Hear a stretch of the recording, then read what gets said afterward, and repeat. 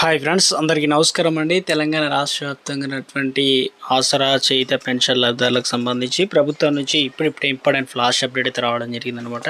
చాలామంది ఎదురు చూసినట్లుగానే తెలంగాణ రాష్ట్ర వ్యాప్తంగా పెన్షన్లకు సంబంధించినటువంటి పంపిణీ ఎప్పటి నుంచి ఉండబోతుంది. సో ప్రభుత్వం ఇటీవల కొన్ని కీలక మార్పులు అయితే తీసుకురావడం జరిగింది కదా. ఎవరెవరికి ముందుగా ఇస్తారు, ఎలాంటివి మనం ఖచ్చితంగా చేసుకోవాల్సి అయితే ఉంటుంది.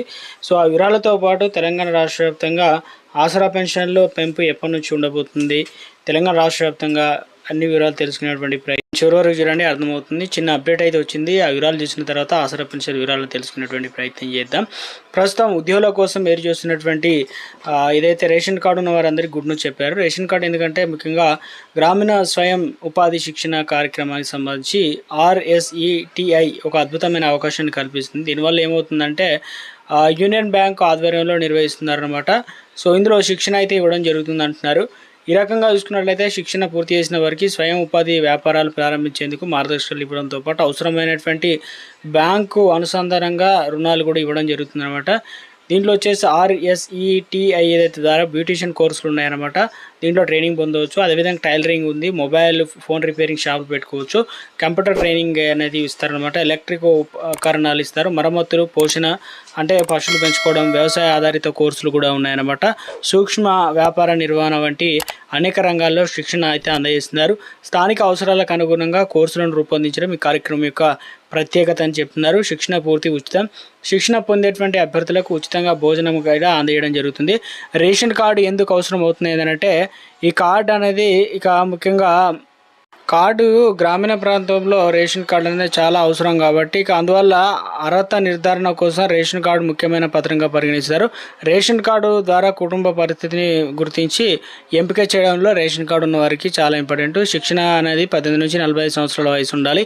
గ్రామీణ ప్రాంతాలకు చెందిన వారి అన్ని కోర్సులో కనీస విద్యార్హత అవసరం లేకపోయినా మరి కొన్నిటికి 10వ తరగతి ఇంటర్ పాస్ అయితే సరిపోతుంది. దరఖాస్తు చేసుకునేటప్పుడు Aadhaar card, ration card, passport size అయితే ఇవ్వాలి. ఇవన్నీ రేషన్ కార్డు సంబంధించి మనం ఎక్కడ ఇవ్వాలి ఏంటంటే RSET ప్రత్యేకంగా ఏమిటంటే శిక్షణ పూర్తి చేయడానికి మార్కెటింగ్ సదుపాయాలు ఇవన్నీ కూడా కల్పించడం జరుగుతుందన్నమాట. మీరు ప్రస్తుతం పెరుగుతున్న నిరుద్యోగ సమస్యలను అధిగమించేందుకు గాను శిక్షణ పొందడానికి గ్రామీణ ప్రాంతాల్లో సమీపంలోని RSETI కేంద్రాన్ని సమర్పించి దరఖాస్తు చేసుకోవచ్చు అనమాట. నాకు స్మాల్ రిక్వెస్ట్, ముందుగా వీడియో వస్తుంది ప్రతి ఒక్కరు కూడా లైక్ చేయండి. కొత్తగా ఛానల్ వస్తే తప్పకుండా సబ్స్క్రైబ్ చేసుకోండి. చూస్తున్నారు కానీ లైక్ చేయడం మర్చిపోతున్నారు అనమాట. సో వెంటనే లైక్ చేయండి. ఇక వివరాలకు అయితే వెళ్ళిపోదామండి.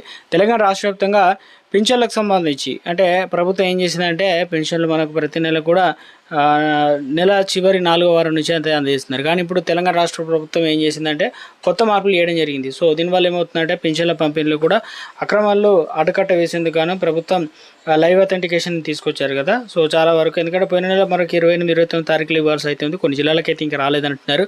సో తాజాగా వచ్చేసి ఈ నెల 3 తారీఖు నుంచి ఇస్తున్నారు. ఈ నెల 4 తారీఖు ఈరోజు ఇస్తున్నారు. కొన్ని జిల్లాలకు రేపు కూడా అప్డేట్ అవుతాయి అనమాట.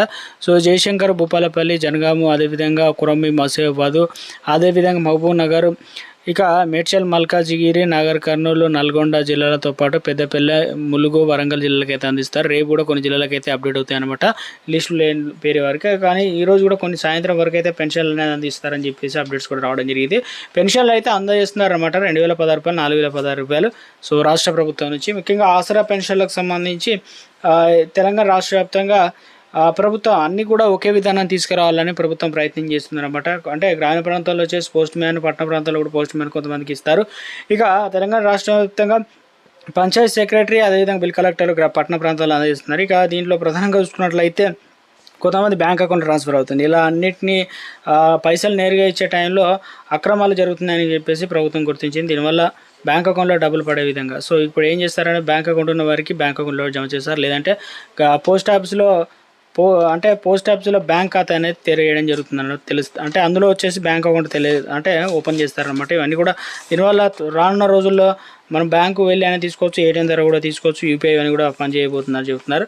సో ఇదొక గుడ్ న్యూస్ అని చెప్పుకోవచ్చు. ఫస్ట్ ప్రైవేట్ ప్రాజెక్ట్ కింద 6 జిల్లాలు సెలెక్ట్ చేయడం జరిగింది. 6 జిల్లాల్లో అయితే ఇంప్లిమెంటేషన్ జరుగుతుందన్నమాట. ఎందుకంటే తర్వాత మిగతా జిల్లాలన్నీ రాష్ట్ర వ్యాప్తంగా ఒకే విధానంలో అయితే గతంలో ఇచ్చినట్టు ఇవ్వడం అయితే జరుగుతుందని చెప్తున్నారు. ఒకవేళ మీరు పెన్షన్లు తీసుకున్నట్లయితే ఎంత మొత్తంలో తీసుకున్నారు ఏంటనేది కూడా కామెంట్ సెక్షన్లో కామెంట్ చేయండి. తప్పనిసరిగా మీ పెన్షన్ ఉండాలంటే లైవ్ అథెంటికేషన్ అనేది తప్పనిసరి చేయించుకోవాల్సి అయితే ఉంటుందన్నమాట. సో ప్రభుత్వం నుంచి ఎప్పటికప్పుడు ఏ చిన్నప్పుడు వచ్చినా తెలియజేయడం జరుగుతుందండి.